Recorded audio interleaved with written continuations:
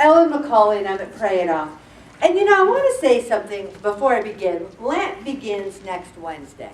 Lent 2019. Next Wednesday's Ash Wednesday. And one day later, we're going to be talking much more about Lent. But I wanted to mention that I love Lent so much that I'm starting it tomorrow. I always start Lent on the first day of the month that Lent is in. So Lent's in March, so I'm going to start it March 1st. I want to make a suggestion to many people in this group that if they can't fast, I used to be able to fast like crazy. I only have 3 meals a day. And I used to be able to fast breakfast and lunch and just have dinner. I'm getting older, believe it or not. I know it's surprising, but I am 64 years old. And I get kind of dizzy. And I get a little weak. And it's maybe a blood sugar thing or something. But I like to fast from things, like fasting from certain activities, like playing games or whatever, and fasting from certain food groups. You don't have to actually fast a whole meal if it makes you dizzy or weak. But you can perhaps fast from things like bread. Now, when I mean bread, I mean the white bread, the processed bread, the waffles, the crackers. You know, if you're sitting out there going, Ellen and I have one piece of whole grain bread a week, I'm not talking about that. And we're going to talk a little bit more about bread next week. But think of something that you can fast from. One of the things that I'm going to fast from is saying anything negative about anybody. That's harder than it sounds. Very hard. I hope I'll be able to even talk, because most of the time, you know what I mean? People go, well, you're awful quiet, Ellen. I know.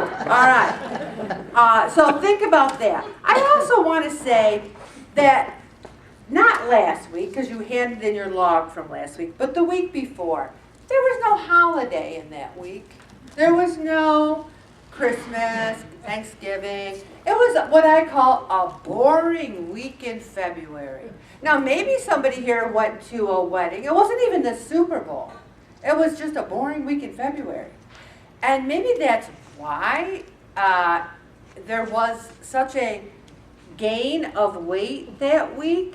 But it was more like, whoa, where did all that weight gain come from? So my thought is this, that we're in a sophomore slump a little bit, and maybe we need to use Lent as a kickboard, because January people are usually on fire.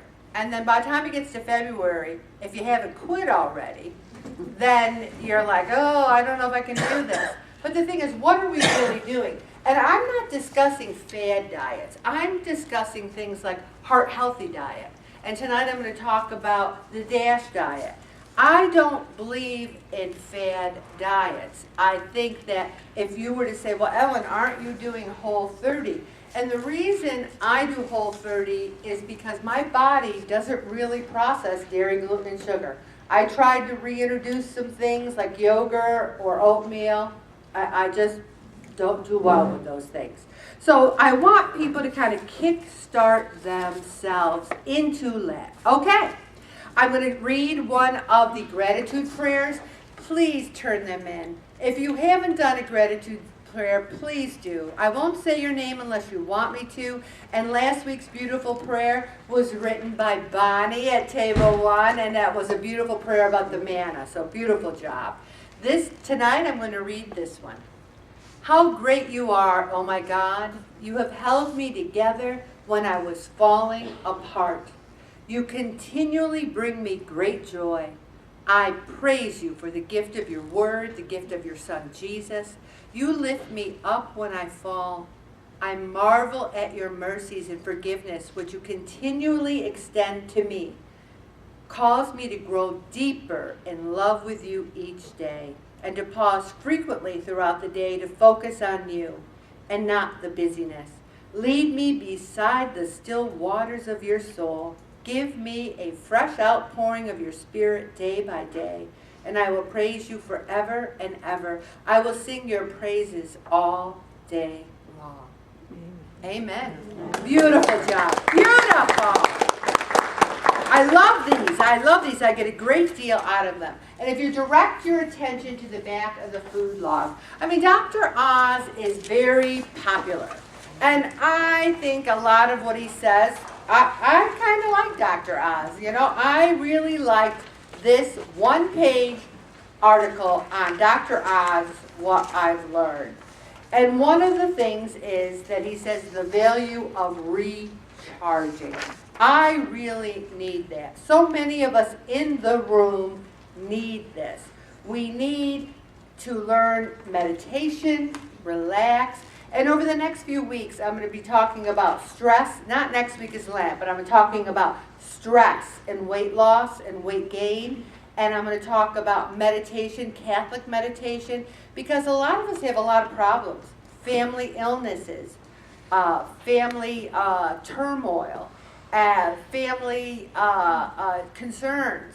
And we just really need to take care of ourselves. Because the comfort food we think is going to help, we think it will help us, and it doesn't. It just makes us feel worse about ourselves.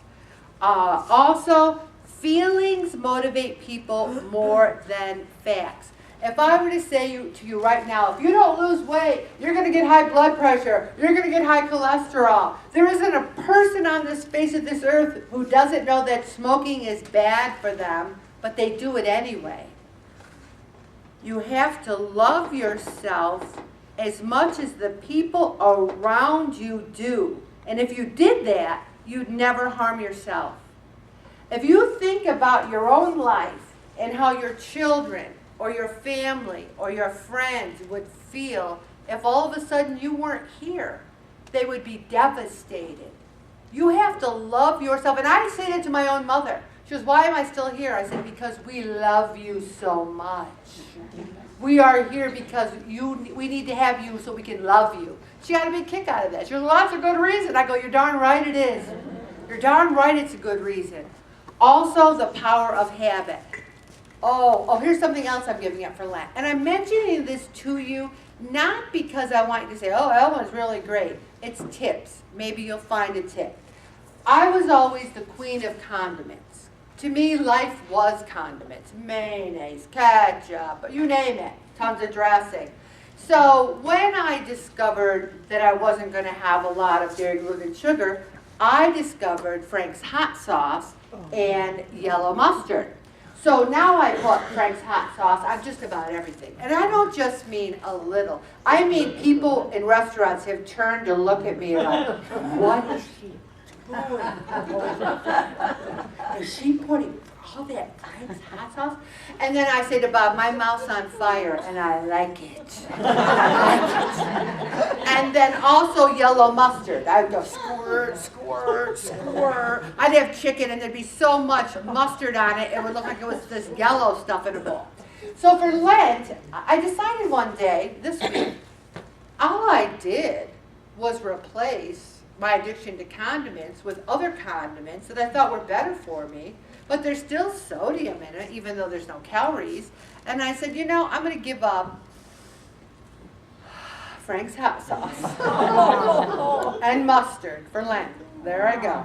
Okay. And the thing is, the power of habit. 3 years ago, I stopped drinking creamer in my coffee. I never thought I could. Never thought I could. I love my coffee was mooing at me. It was moo. It was like just white my coffee was. I like that much creamer. Now, I like it black. Took me 3 years. That's the power of habit.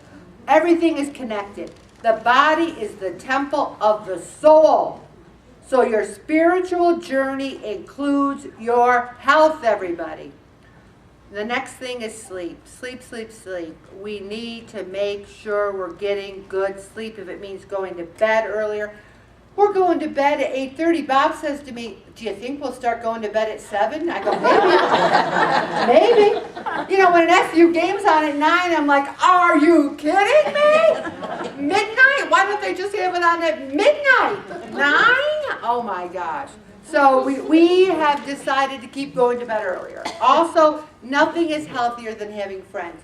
Why do you think we come here every week? because we like the people here. We like being with people who are like-minded in faith and in our journey. Also, it really doesn't take a rocket science. People say, there's got to be something magic, magic, magic. You stop eating processed foods. You start eating more fruits and vegetables and protein. You move a little more. And in our case, we kick up some prayers to God. Boom. That is weight smart.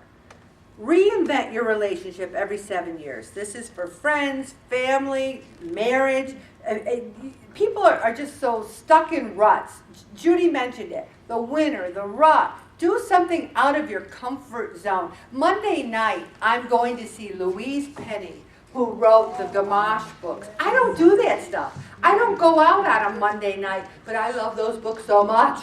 And my friend Pat's going with me, and my sister, and I can't wait. As a matter of fact, I have her latest hardcover book that someone gave me for Christmas, and I'm sitting in the 3rd row. And I have a feeling I'm not going to get out of that place without her signature in that book. So I'll let you know next Thursday. So I'm doing something to get out of my rut. Also ask questions of people. Did you ever look at someone's trip photographs? And here's what some people do. You went on this great trip to Europe. You have a beautiful photo album, and you show it to your friend, and they do this. Oh, yeah. And I'm thinking, here's what I do. Oh my gosh, where is that? Oh, what church is that? Did you stay there? For me to look at your photo album, you might as well plan an afternoon, because I'm going to ask you so many questions. You know why? Because I'm interested. I care. That's one of my good qualities. I ask a lot of questions. Somebody say, you know, can't ask a million questions at the scale because there's a line. You know, but did you ever say to someone, yeah, I've been going through a rough time, and they're like, okay, I'll see you later. They didn't say what's going on or anything. Ask questions. If you give people a chance to surprise you, they will. There are people in this group that have surprised me, and I'm grateful. Okay. Now, one of the things I want to call to your attention, and you might say, what the heck is this prayer intention sheet, Ellen? I don't know if anyone remembered me ever saying this to you, but so many people, they write it on Facebook, they say it. I'm going to pray for you. Prayers for you. Do they? Do they stop and say, Lord Jesus Christ, Son of the living God, help, blah, blah, do this, blah, blah. And is it our fault, or do we just forget? Do we say, oh, I said I'd pray for Judy or Mary, but geez, I better do it. Here's what I'm suggesting. If you need more sheets, I'll copy them for you. You say to someone, oh, I can't believe you're going through that. I'm going to pray for you. You write it down. And then when you're done, you turn it on the other side, because I got lines on all the other side. Have this be one of your Lenten intentions to start your own. And guess what? You can fold it up in 4 sections. You can put it in your purse. You can put it in your wallet. You can put it anywhere. I have prayer intentions that I had to put a rubber band around because I just kept putting them in my purse. It's good. These are my prayer intentions. Again, I'm not bragging. I'm just showing you what I have there, okay? You pray, you write it down. Does anyone think that's helpful? Anybody? Okay. Go stop right there, Bobby.